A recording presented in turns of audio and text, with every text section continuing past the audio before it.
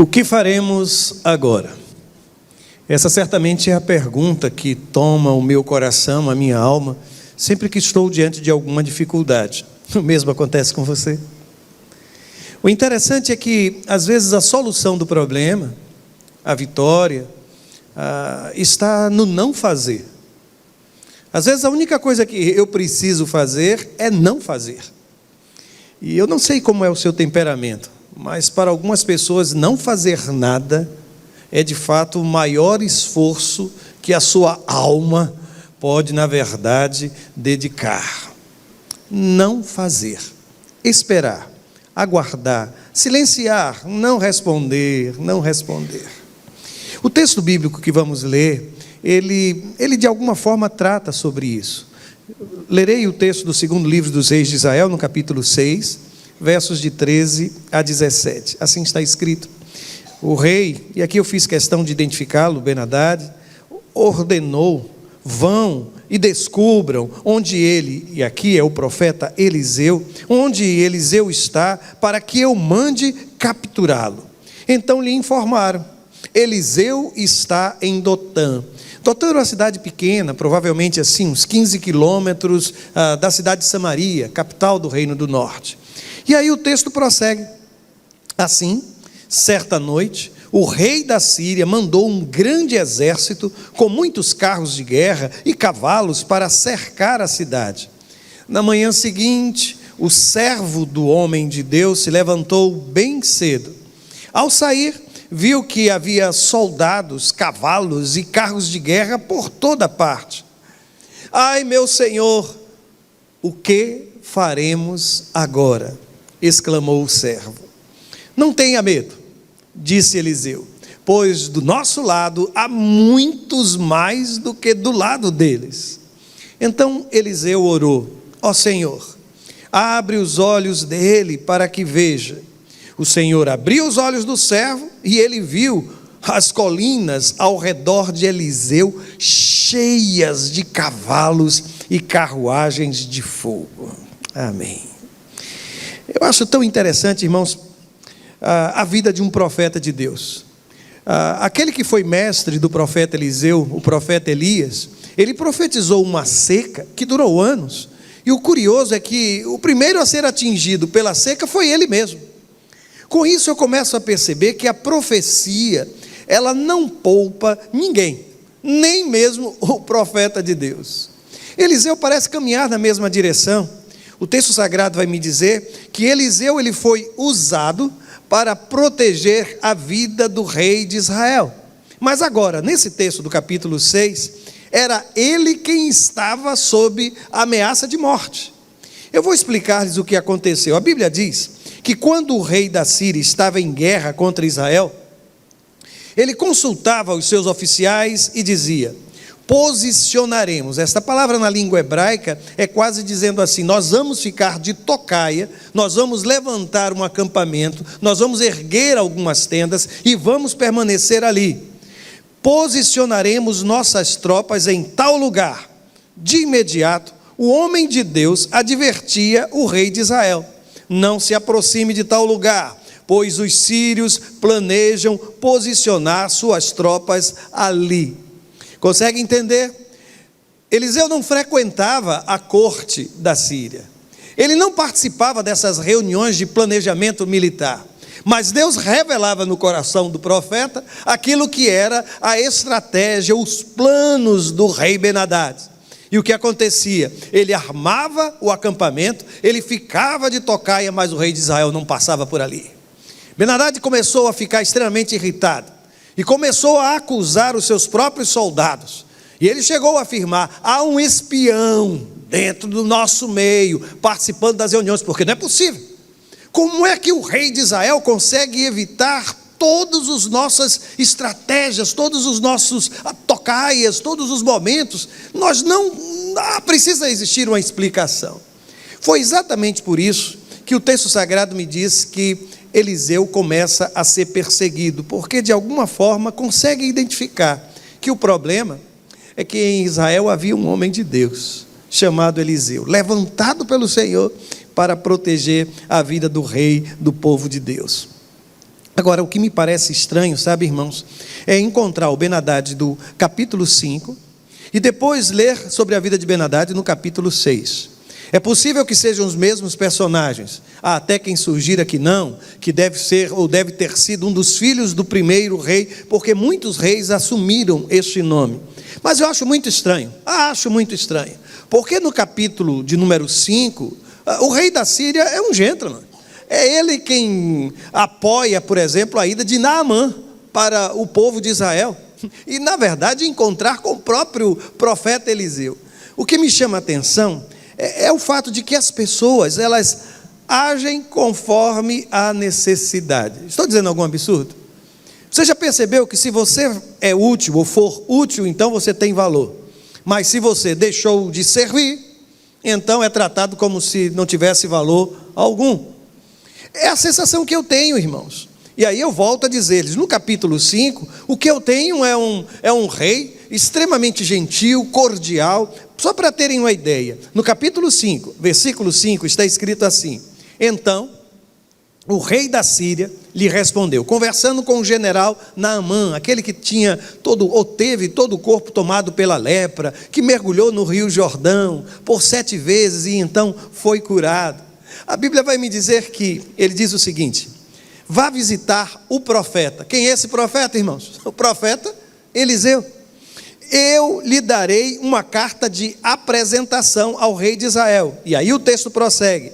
Naamã, o general do rei Ben-Hadad, partiu levando 350 quilos de prata. Meus irmãos, têm ideia de o que é que isso representa? Eu fui fazer uma pesquisa.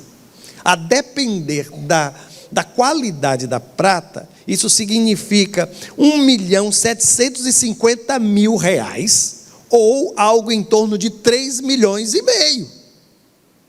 E aí não fica somente na prata. O texto diz, 72 quilos de ouro. Fui buscar. E serve para muita coisa, né, gente? E aí sabe o que ela me disse? Ela disse o seguinte: isso equivale a 50 milhões de reais. Você consegue imaginar o tamanho do presente? E o quanto o rei Ben-Hadad gostava, admirava, tinha carinho pelo seu grande general Naamã? Junta isso. Dá para pagar um jantar, não dá, irmãos? Esse valor dá para pagar um jantar, E ainda, diz o texto, 10 roupas de festa. Eu não sei qual era a grife, viu, irmãos? Não me perguntem qual era a grife, mas não deve ter sido uma coisa muito comum, não, porque faz parte de um presente tão seleto. E aí o texto vai dizer que este mesmo homem do capítulo 5, no capítulo 6, qual foi a ordem que nós lemos? Que ele deu para aqueles que eram seus soldados. Diz assim: vão e descubram onde ele, o Eliseu, está, para que eu mande capturá-lo. Só uma observação: você sabe com quantos quilos de prata Eliseu ficou? Você sabe com quantos quilos de ouro Eliseu ficou? Nenhum quilo. Ele fez questão de que Naamã retornasse para a Síria sem ficar com absolutamente nada. É certo que o tal do Geazi, o que era servo do profeta no capítulo 5, entrou na história, correu atrás e disse: olha, meu mestre, o meu profeta, o meu senhor mandou que eu viesse aqui, e Eliseu não tinha dito absolutamente nada daquilo, e ele quis ficar com pelo menos algumas roupas novas. Eu não sei para onde ele queria ir, mas o fato é que assim aconteceu. E só para você saber, viu? A lepra que estava em Naamã, da qual ele foi curada, acabou cobrindo o corpo de Geazi. Não, mas deixa eu voltar para a história. Consegue entender o que eu disse? No capítulo 5 nós temos um rei que é amável, um rei que presenteia, mas no capítulo 6, quando ele é contrariado, ele quer capturar, ele quer prender, ele quer matar. Conhece gente assim, que alterna entre o capítulo 5, capítulo 6, capítulo 5, capítulo 6, 6, 6, 6, 6, e depois um 5. Consegue imaginar as alternâncias de humor daquele rei? Agora, há um dado ainda mais preocupante para mim. Eu não posso afirmar que esta leitura é correta, mas há quem diga que há um personagem nesse capítulo de número 6, também curiosa. Diz assim o versículo de número 12 do capítulo 6, do capítulo 5, perdão. Não, capítulo 6, perdão. Ó meu senhor, o rei, não somos nós, respondeu um dos oficiais. Eliseu, o profeta de Israel, revela ao rei de Israel até as palavras que o Senhor diz em seus aposentos. Sabe o que o pessoal disse quem era esse oficial do rei? Naamã. Eu não consigo acreditar que tenha sido ele. Mas há quem diga que o Naamã que foi curado no capítulo 5 é este oficial que no capítulo 6 indica que provavelmente deve ter sido o profeta Eliseu, porque ele conheceu o poder de Deus através do profeta. Eu me recuso a acreditar, irmãos. Eu sei que a gente capaz, eu sei que eu vejo o ser humano, às vezes nós somos capazes de gestos tão amáveis, mas às vezes também de gestos tão reprováveis. Eu não consigo imaginar, mas para a sua informação, isso só confirma aquilo que disse no início, que algumas pessoas nos tratam como se fôssemos descartáveis. Enquanto você serve, enquanto você concorda, enquanto você apoia, enquanto você sorri, enquanto você tem dinheiro, enquanto você tem uma posição, são seus amigos. Mas quando abrimos o capítulo 6 e o palco muda, também as atitudes parecem mudar. Mas no texto sagrado há uma outra coisa que me chama a atenção, sabem? É perceber que o ódio destrói o bom senso. Aquelas atitudes que são tomadas em função do ódio, elas são normalmente desproporcionais. E eu vou explicar-lhes por que digo isso. Versículo 14, ainda do capítulo 6. A Bíblia diz assim, que o rei da Síria mandou um grande exército com muitos carros de guerra e cavalos para cercar a cidade. Eu só quero lhe perguntar uma coisa. Qual era o objetivo de Ben-Hadad? O que ele queria fazer em Dotã? Ele queria capturar um homem. Agora eu lhe pergunto, faz sentido mandar um grande exército, mandar muitos carros de guerra, mandar cercar a cidade? Ben-Hadad estava profundamente irritado, ou então com medo de que o profeta pudesse se evadir. Mas o fato é que a força utilizada pelo rei da Síria é desproporcional ao problema que ele precisava enfrentar. Imaginem o custo de mover um exército, e não é só um exército, é um grande exército. Imagine o custo de mandar para lá cavalos, carros de guerra. Mas o ódio é assim. O ódio é assim. Quando às vezes a gente fica irritado, irmãos, o prejuízo é maior. Algumas decisões que tomamos, algumas posturas que assumimos, imaginamos que vamos ganhar alguma coisa com isso, só perdemos.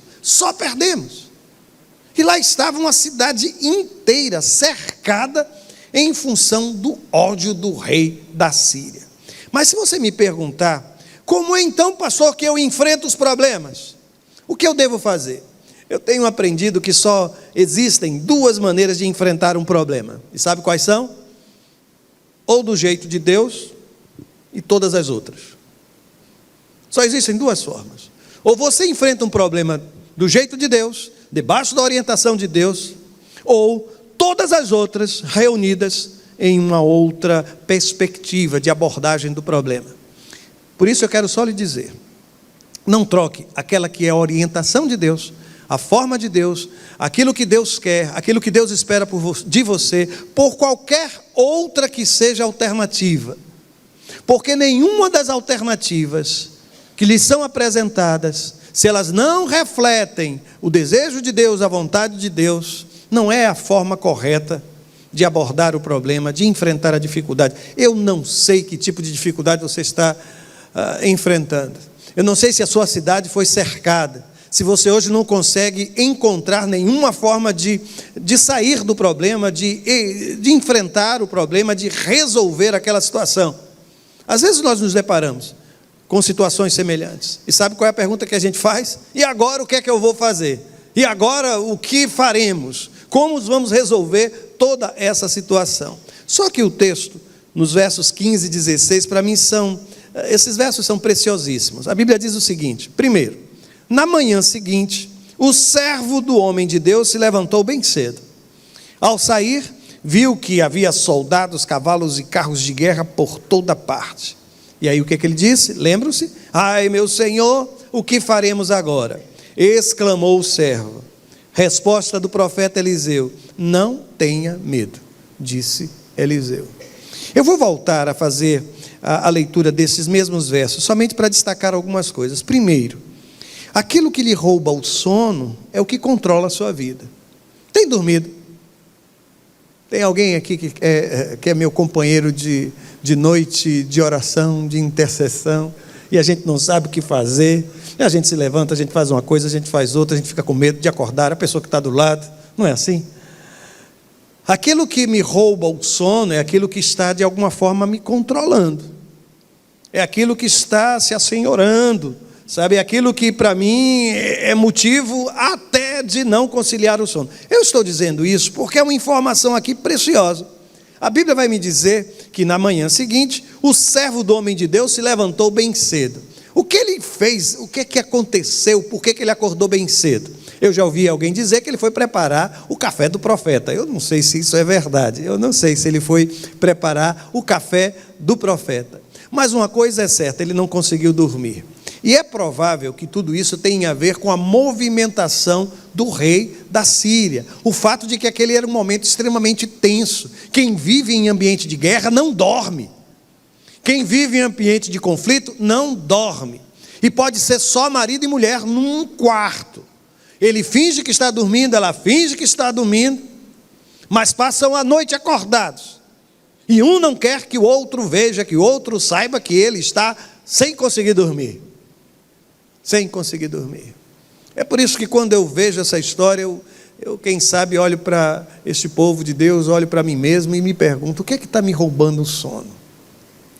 Volto a ler esses mesmos versos, 15 e 16, e eu observo que enxergar os problemas costuma ser sempre a parte mais fácil da história. Conheço gente que para perceber uma dificuldade é assim, ó. Se não consegue, se não for real, ele inventa.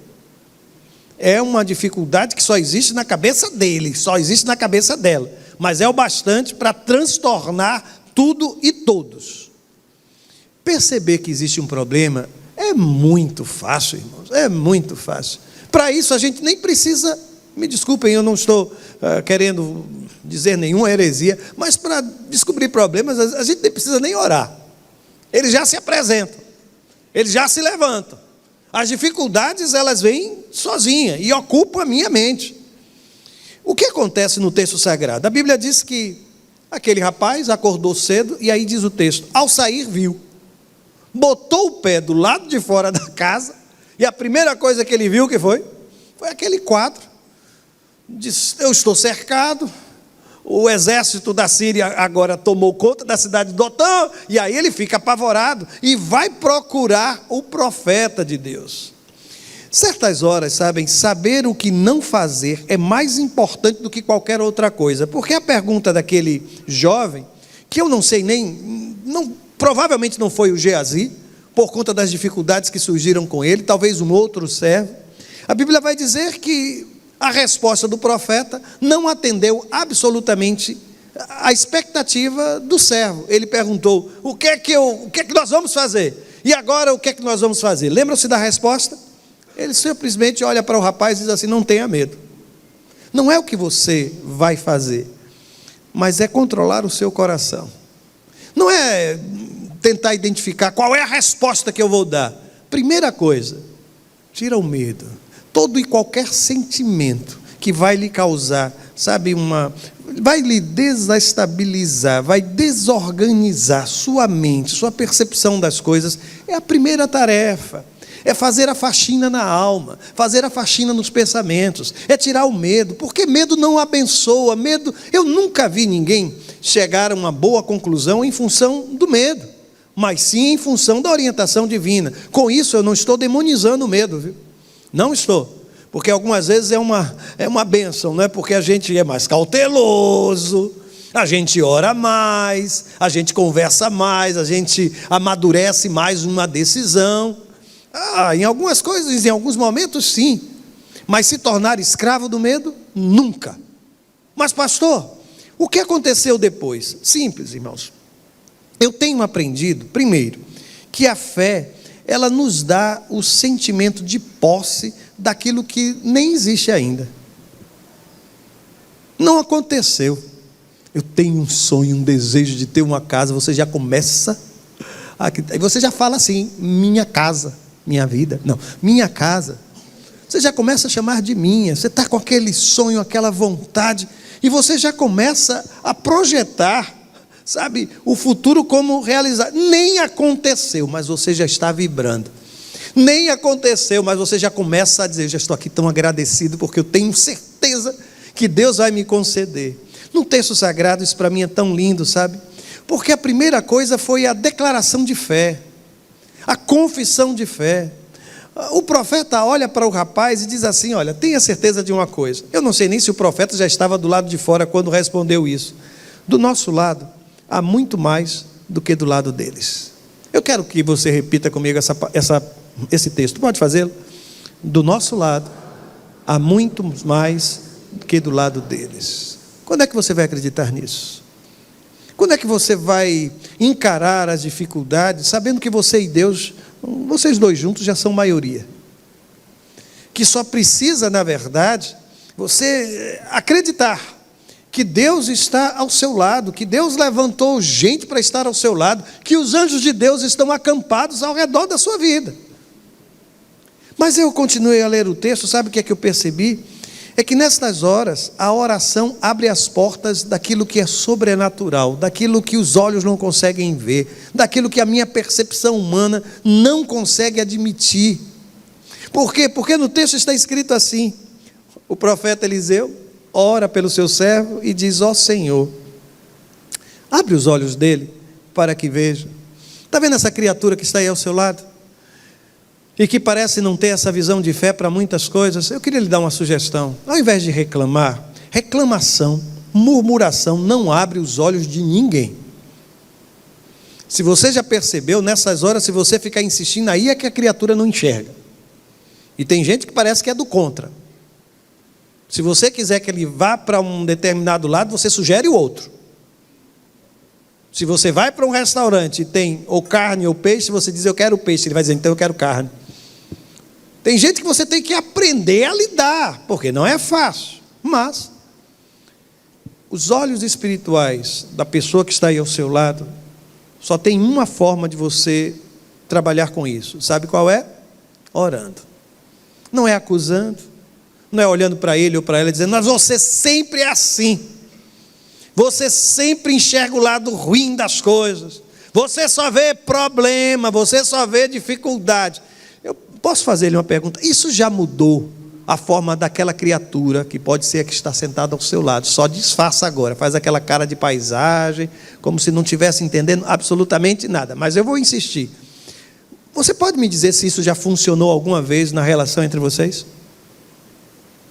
Nunca? E por que você insiste ainda em fazer?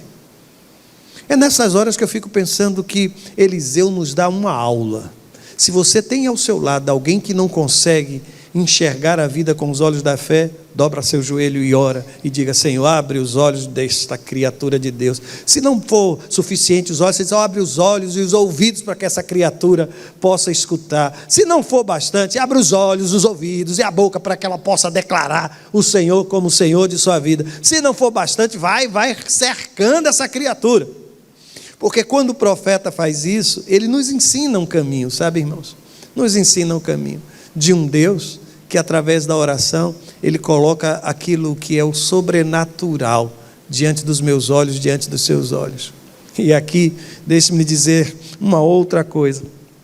A confiança em Deus é o que nos traz serenidade. E eu sei que isso às vezes até incomoda quem está ao nosso lado. Como é que você pode ficar tão tranquilo? A sua tranquilidade me irrita. Sabe, a sua serenidade num momento como esse é terrivelmente irritante. O que o texto me ensina, irmãos, é de que a confiança no Senhor é o que nos traz essa segurança da alma. No texto está escrito assim: o Senhor abriu os olhos do servo e ele viu as colinas ao redor de Eliseu. E que coisa linda poder descrever isso, né? O Senhor abriu os olhos do servo e ele viu as colinas ao redor de Eliseu, cheias de cavalos e carruagens de fogo. Eu li toda essa história, pensei nessa história, e o Senhor falava ao meu coração. E sabem, 2 salmos vieram ao meu coração à medida que lia. O primeiro deles, um salmo que não deve nunca ser esquecido, é o salmo de número 27, versículo de número 3. Se não der para copiar, copia somente a referência. Se não conseguir, tira uma foto e guarda para você. Eu quero que você leia comigo. Ainda que um exército me cerque, meu coração não temerá. Quando a gente diz isso aqui, irmãos, sem ter ao redor de nós um exército nos cercando, é fácil, né? Mas quando a gente está na cidade de Dotã, acorda de manhã cedo, e a primeira coisa que escuta é o servo chegando para você, gritando: o que é que nós vamos fazer? Profundamente desesperado, achando que o mundo acabou, porque a cidade de Dotã está cercada, carros de guerra, cavalos, um grande exército está nos cercando, e é para prendê-lo, é para prender o meu Senhor. Dito fora deste ambiente, é tão fácil, não é? A gente dizer: olha, ainda que um exército, porque eu já vi gente, sabe, temendo, não um exército, mas um soldado só. E às vezes um soldado desarmado, sem cavalo, sem carro de guerra. Até onde você consegue confiar no seu Senhor? Sempre que eu li este salmo, sabe, irmãos, eu ficava pensando: puxa vida, que fé é essa? Em que alguém consegue continuar confiando em Deus, mesmo quando um exército inteiro tem cercado a sua própria vida. Até que a gente lê essa história e percebe que isso um dia aconteceu com um homem de Deus. E ao invés de ter medo, ele dobrou os joelhos e orou. E os seus olhos puderam contemplar a proteção de Deus à sua volta. Eu vou lhe dizer uma coisa: pare de reclamar e dizer que você está cercado de problemas. Pastor, eu sou uma ilha cercado de problemas por todos os lados. Existem carros de guerra contra mim, cavalos, homens montados a cavalos, existe uma infantaria se levantando, todos armados até os dentes para me destruir. E aí você se coloca como vítima nessa história. Eu vou repetir aquilo que está escrito no Salmo: ainda que um exército me cerque, meu coração não temerá. Um segundo salmo que não deve ser esquecido, e essa tradução ficou linda, a Bíblia Vida, na linguagem, no português, diz assim: quando eu estou cercado de problemas e dificuldades, uma coisa me anima e consola. Eu vou ler o resto. A sua promessa me enche de força e poder para enfrentar a situação. Salmo de número 119, 50. Volta para lá, porque eu vi que tinha gente querendo tirar foto. Vai, isso, tira a foto agora, vai, você que estava querendo tirar, sem problema, pode fazer. Guarda esse salmo na alma, risca ele na sua Bíblia. Sabe aquele tempo em que crente riscava a Bíblia todinha, hoje não pode riscar, porque, né? Então, tinha gente que fazia com canetas de várias cores, né, diferentes e tudo. Pois bem, marque aí. E aí agora a segunda parte: a sua promessa me enche de força e poder para enfrentar a situação. Hoje eu vou orar, sabem? E sabe qual vai ser o meu propósito em oração? Pedir que Deus abra os seus olhos. Eu vou repetir: eu vou pedir que Deus abra os seus olhos, e que você não enxergue somente aquilo que está diante, que é fácil de ser percebido, que o seu coração não seja levado a focar tão somente no problema, numa cidade cercada, mas que você possa, com alegria no Senhor, dizer: olha, há muito mais gente ao meu lado do que contra mim, porque Deus está comigo, Deus está com os meus filhos, Deus está com a minha família, Deus está com o meu trabalho, a minha vida pertence ao Senhor, é Ele quem me reveste de saúde, é Ele quem me orienta, é Ele quem me dá sabedoria, e isso me basta, Posso orar pelos seus olhos? Houve um dia em que o servo de Deus chamado Ananias foi orar para que Paulo tivesse restituída a sua visão. E a Bíblia diz algo tão curioso, diz que escamas caíram, como que escamas dos olhos do apóstolo do Senhor. E a vida dele foi completamente transformada. Eu hoje quero fazer a oração de Ananias, sabe, irmãos? Pedir que os seus olhos e os meus olhos sejam restaurados, e a gente possa enxergar aquilo que somente os olhos da fé podem identificar. Feche os seus olhos comigo e vamos orar ao Senhor. Antes de orar, eu quero que você coloque diante de Deus o que é que tem cercado a sua vida, o que é que tem bloqueado as suas iniciativas, quais são as portas que estão como que fechadas, quem está se levantando ou o que se levantou, o que é que está sendo hoje uma ameaça para você. Talvez a semelhança de Eliseu você esteja dizendo, mas eu só estava fazendo e cumprindo a vontade de Deus. O caminho da obediência, irmãos, às vezes nos coloca em situações muito desagradáveis. Eu não sei se você é o servo ou se é o profeta, se é você quem está perguntando o que é que eu faço e agora o que é que a gente vai fazer, ou se você é quem tem escutado essa pergunta, e agora o que é que a gente vai fazer, e agora o que é que a gente vai fazer.